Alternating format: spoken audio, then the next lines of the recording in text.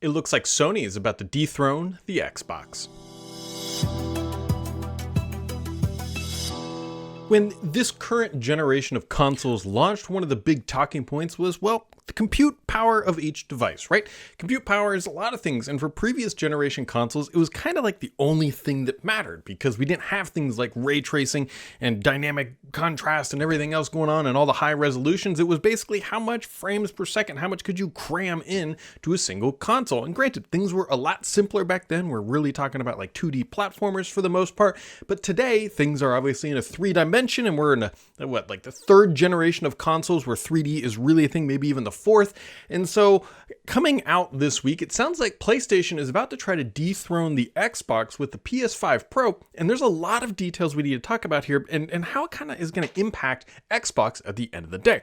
So the information starts to come from Moore's Law is Dead, which people have pointed out has a teeter-totter of relationship with accuracy, but at the end of the day, Tom Henderson also came out, who has is very credible at the end of the day, and said, look, those specs were correct. So Moore's Law is Dead looks like they got good information. Tom Henderson is here to back it up. So the question becomes, hey, what is the PS5 Pro going to have? Well, it's really just looking like a pretty significant performance bump. It looks like we're going to see rendering at about 45% faster, 2 to 3x in ray tracing, about 33.5 teraflops. So in comparison here, the current PS5 is about 10.28, and the Series X, the Xbox Series X, is somewhere around the mark of 12. And so those are kind of what we're at, and PS5 Pro is going to roughly triple what the current PlayStation 5 is doing. And then there's some new PlayStation Super Resolution upscaling. Also looking at 8K support potentially, which I find kind of hilarious. Like, nobody's gaming at 8K. And I'm sure somebody listening out in the universe does have an 8K TV and they are very excited about this, but the market for that is teeny tiny. And to me, that's more of just a marketing tagline, if you will. Like, we can do 8K rather than like actual expectation of people playing at 8K. There's also some custom machine learning architecture in an AI accelerator. So the AI accelerator I would interpret to potentially be an NPU, which are something we're seeing from AMD, like their 8000G series processors, I believe, have an NPU, and Intel is bringing them online, and also Qualcomm with their ARM, Windows on ARM devices also has NPUs. So maybe it looks like Sony is going to be trying to start playing around with that and figuring out unique ways of doing this. Now, this information is reportedly coming from Sony itself, from like their gaming portal for developers, and it looks like they just started giving out information to these external parties, like third parties, and that's where this information is coming from. And so this is a pretty significant jump at the end of the day for PlayStation. Granted, this is going to raise the bar of like what is possible on a console. However, and I'm not going to dump a lot of cold water on what Sony is doing. Sony is the current console leader.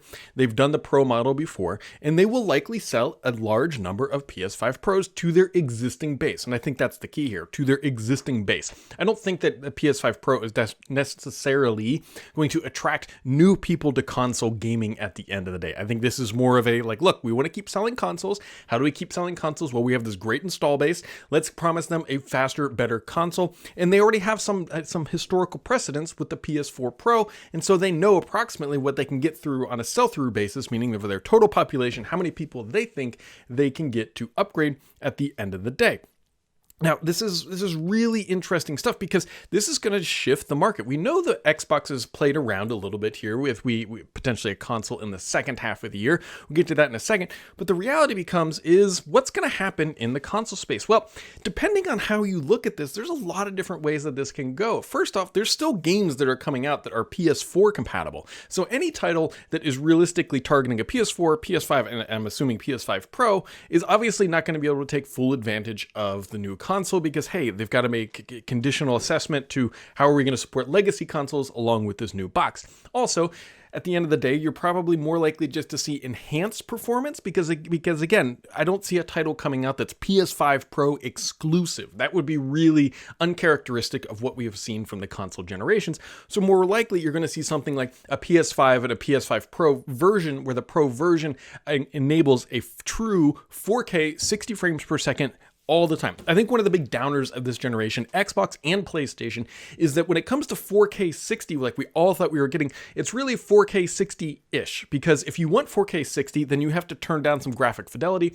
If you don't mind that, you want higher frame rates, then you can go down to the 1080p, and then you're getting locked performance. So 4K, it's more like 4K 30, 1080p 60 is kind of what like the baseline has been, and people will rightfully point out, Brad, there are 4K games that run at 60 frames per second. That is absolutely true, but it doesn't really reduce the fact that in a lot of titles you have to choose between 4K and 60 frames per second are sort of where you're at. I may have miffed that up a little bit, but realistically, like, we know what I mean. So I think with this console, that is what we're absolutely going to see, is guaranteed 4K 60 frames per second, no matter what, which is what we want. Now, granted, that is an attractive thing. I have no issues. Like, if that's literally all that they say is like, look, we promise 4K 60 frames per second and higher ray tracing for your titles that you already love, they'll look even better. Like, that is attractive to me, and I don't even own a PlayStation at the end of the day.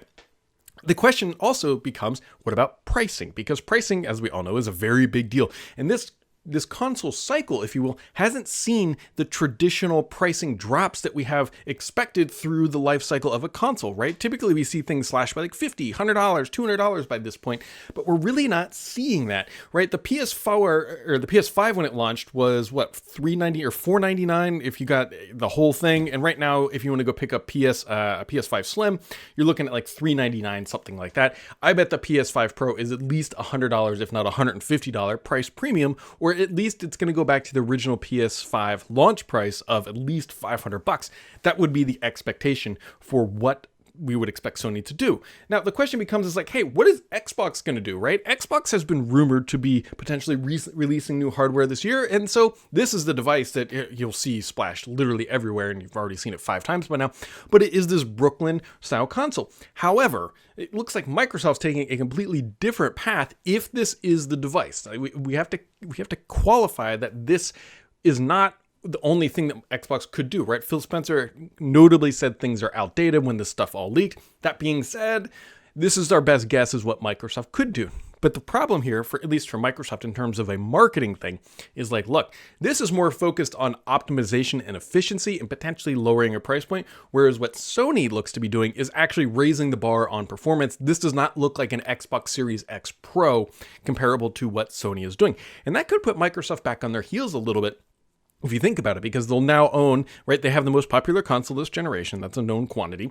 They'll also now have the most powerful thing, but we've already learned that having the most powerful console doesn't actually mean you have the best, you're going to sell the most units, right? That is very clearly the lesson that Xbox has learned through the release of this generation. They had the most powerful console, and they also had the cheapest, and they're closing the gap from the previous generation. I think it's very much worth acknowledging that Microsoft has gained ground on PlayStation this generation, but at the end of the day, the PlayStation 5 is still outselling the Xbox platform in a sizable number. Now, that isn't the only thing Microsoft tells us to judge them on. I'm not going to get into too much of those details at this point, but at the end of the day, if the PS5 Pro comes out, Microsoft doesn't have a great rebuttal in this Brooklyn console. Yes, they can talk about it. Yes, they can point it out. Now, if price point becomes a thing, that's certainly it, but we will have to wait and see what Microsoft could do. And granted, maybe they have an Xbox Pro sitting back there somewhere, but most intel so far has suggested that we're just going to see an Xbox Series X without a disk drive, which would indicate hopefully a lower price point. But is that going to be it? Is that going to be enough? We don't really know. We don't really know. It's an interesting sort of dynamic here, and we'll have to wait and see, because PlayStation is in a very good position to be launching this, right? They've already dropped their number of expected consoles sold, which is an interesting thing to keep in mind. Remember, they lowered their expectations for the year in their last earnings call. But to drop this console, which looks like it's probably coming in the holiday shopping season, it looks like maybe they're expecting a big bump from that and actually a pretty big slowdown in their traditional PS5 sales. We'll find out. This is the cool thing about this stuff, is like we have information. We see the PlayStation strategy, is already crazy to say, coming together for holiday 2024. Microsoft may have this Brooklyn console. They may have something else, but we're starting to see the materialization of this. You got to remember that if you're going to build a console like this, a PS5 Pro, a new Xbox, like they're probably getting pretty close to the point where like they've got to sign off and start cranking these things off, because unlike software that is just a SKU and a license, they physically got to build these things. They got to source all the parts. They got to get everything there. And then more importantly, what's going to be the hero title for PS5 Pro, right? They want something to show off. We don't have any indication on that. Maybe we'll get some more information out of the leaks or from Sony itself here in the coming weeks or months leading up to the end of the year, which is a really weird thing to say considering we're not even in the spring. But yeah, like what's going to be the hero title at the end of the day? So that's just kind of what's going on in Camp Blue, the PlayStation side. Super fascinating stuff. And if you want to enunciate like me or stay updated on everything happening in the world of Xbox and beyond, make sure to keep it subscribed here, as the only BS on this channel is me.